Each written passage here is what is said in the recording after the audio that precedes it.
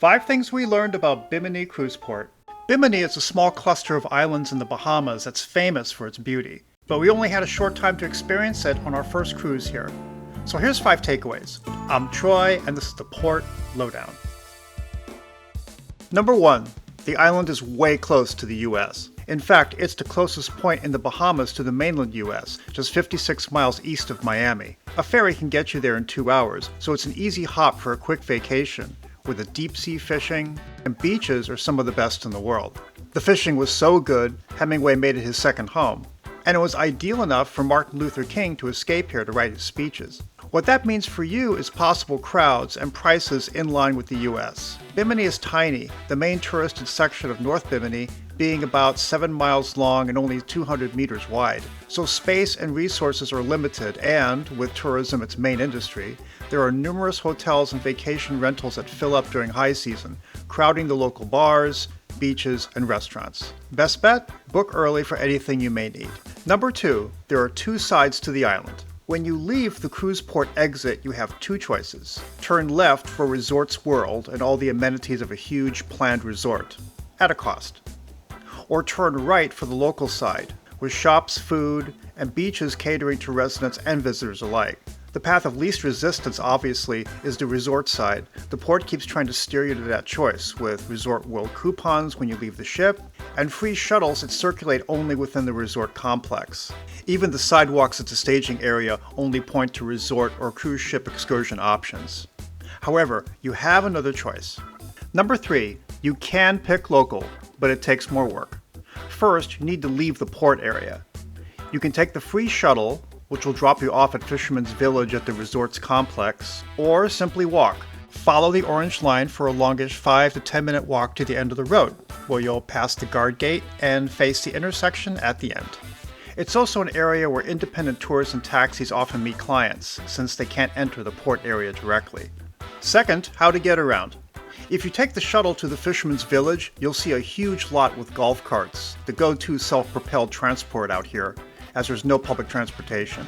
For peace of mind, we recommend pre-arranging a rental with a reputable company. See the link in our description below for recommended contacts.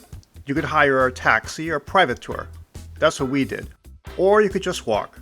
From the port exit to Radio Beach down south is about 3 miles. The road has few sidewalks, but it's flat and has some cool sights along the way. Number 4, a local tour is a good option with limited time. Our time at port was only a few hours, so DIY would have limited us. So we chose a recommended local guide, Max, from Bimini Island Tours, family owned and operated.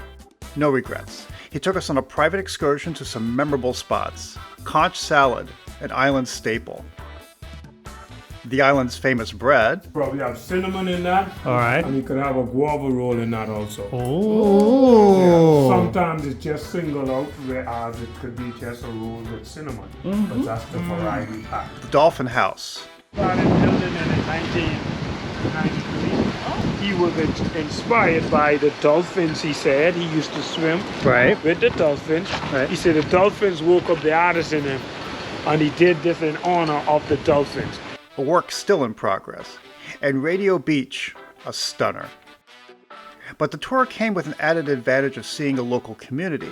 Max is born and bred on the island, and family is everywhere. And that's my goddaughter, Emerald. Hey, Uncle, Happy New Year. That's Uncle, man. There on the porch on the left. Oh my goodness. Wow.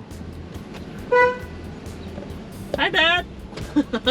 He provided a perspective that would have been closed to us going about on our own. By the way, Max can also arrange taxi rides or connect you with recommended golf cart vendors. He's the local inside track, like visiting a local friend.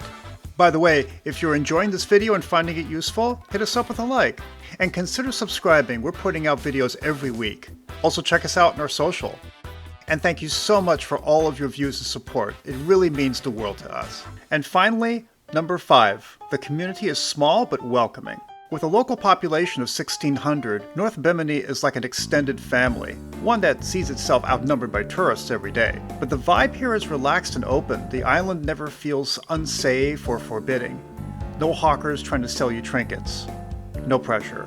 Rather, it's an environment where you can feel at ease on the beach, in your cart, on foot, or in a tour van. On the local beaches, everyone can hang.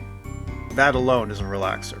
I'm already yearning to come back to that fabulous beach. Spend the whole day here, no problem. What are your thoughts on Bimini? Want to add a recommendation? Let us know your thoughts in the comments.